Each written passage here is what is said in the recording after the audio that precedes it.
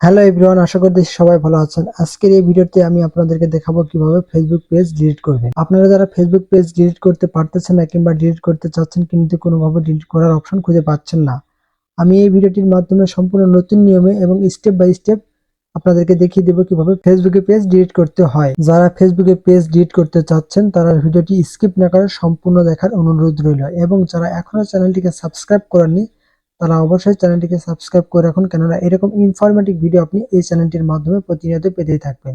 তবে চলুন শুরু করি। প্রথমে চলে যাবেন আপনার মোবাইলে ফেসবুক অ্যাপ্লিকেশনে। ফেসবুক অ্যাপ্লিকেশনে যাওয়ার পর উপরের দিকে যে রাইট কর্নারের 3 ডট মেনু রয়েছে, জাস্ট এখানে ক্লিক করবেন। এখানে ক্লিক করার পর এখান থেকে আপনি যে পেজটি আপনি ডিলিট করতে চাচ্ছেন সেই পেজটিকে এখান থেকে সিলেক্ট করে নেবেন।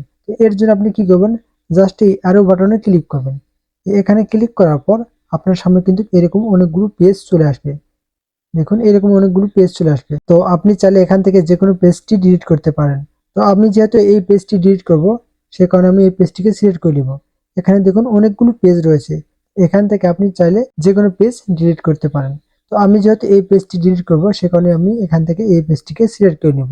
তো আমি এখানে ক্লিক করলাম। এখানে ক্লিক করার পর দেখুন আমি কিন্তু ওই পেজে লগ ইন হয়ে গেলাম। এখন আমাকে কি করতে হবে, আবার উপরের দিকে যে রাইট কর্নারে 3 ডট মেনু রয়েছে, জাস্ট এখানে ক্লিক করতে হবে। এখানে ক্লিক করার পর আপনার সামনে এরকম অপশন আসবে। তো আপনি কি করবেন, উপরে যে সেটিংস নামে যে অপশনটি রয়েছে, জাস্ট এখানে ক্লিক করবেন। এখানে ক্লিক করার পর স্ক্রল ডাউন করে নিচের দিকে চলে আসবেন।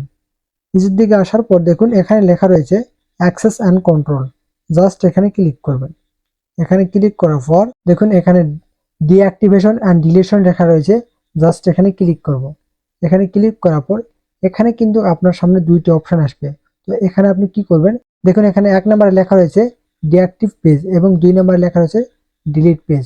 অর্থাৎ আপনি যদি আপনার পেজটি কিছু সময়ের জন্য ডিঅ্যাক্টিভ করে রাখতে চান, সে কারণে আপনি ডিঅ্যাক্টিভ পেজে ক্লিক করার পর কন্টিনিউ বাটনে ক্লিক করলে কিন্তু আপনার পেজটি কিছুদিনের জন্য ডিঅ্যাক্টিভ হয়ে যাবে। আর আপনি যদি আপনার পেজটি সারা জীবনের জন্য ডিলিট করতে চান, তাহলে আপনি ডিলিট পেজ নামে যে অপশনটি রয়েছে, জাস্ট এখানে ক্লিক করবেন। এখানে ক্লিক করার পর কন্টিনিউ বাটনে ক্লিক করবেন। কন্টিনিউ বাটনে ক্লিক করার পর আবারও কন্টিনিউ বাটনে ক্লিক করবেন। এরপর স্ক্রল ডাউন করে নিচের দিকে চলে আসবো। আসার পর এখানে কোনো কিছু দেখার প্রয়োজন নেই, আবারও আপনি কন্টিনিউ বাটনে ক্লিক করবেন। কন্টিনিউ বাটনে ক্লিক করার পর এরকম একটা পেজ আসবে আপনার সামনে। তো এখানেই মেন কাজ।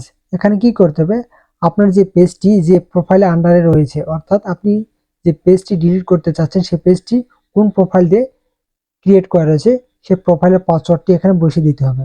তো আপনি এখানে জাস্ট আপনার প্রোফাইলের পাসওয়ার্ডটি এখানে বসিয়ে দিবেন।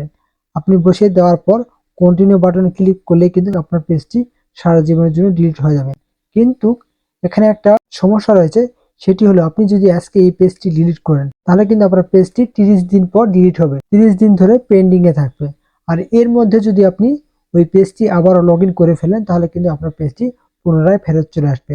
তো আপনি যদি আপনার পেজটি সারা জীবনের জন্য ডিলিট করতে চান, তাহলে আপনি পেজ ডিলিট করার পর 30 দিনের মধ্যে ওই পেজটিতে আর লগ ইন করবেন না, তাহলে কিন্তু আপনার পেজটি অটোমেটিক্যালি ফেসবুক থেকে আপনার পেজটি ডিলিট হয়ে যাবে এবং অন্য কেউ আপনার পেজটি দেখতে পারবে না। তো বন্ধুরা, ভিডিওটি যদি আপনাকে ভালো লেগে থাকে তাহলে অবশ্যই চ্যানেলটিকে সাবস্ক্রাইব করে ভিডিওটিতে একটা লাইক দিয়ে রাখুন। ভালো থাকবেন, সুস্থ থাকবেন, ধন্যবাদ।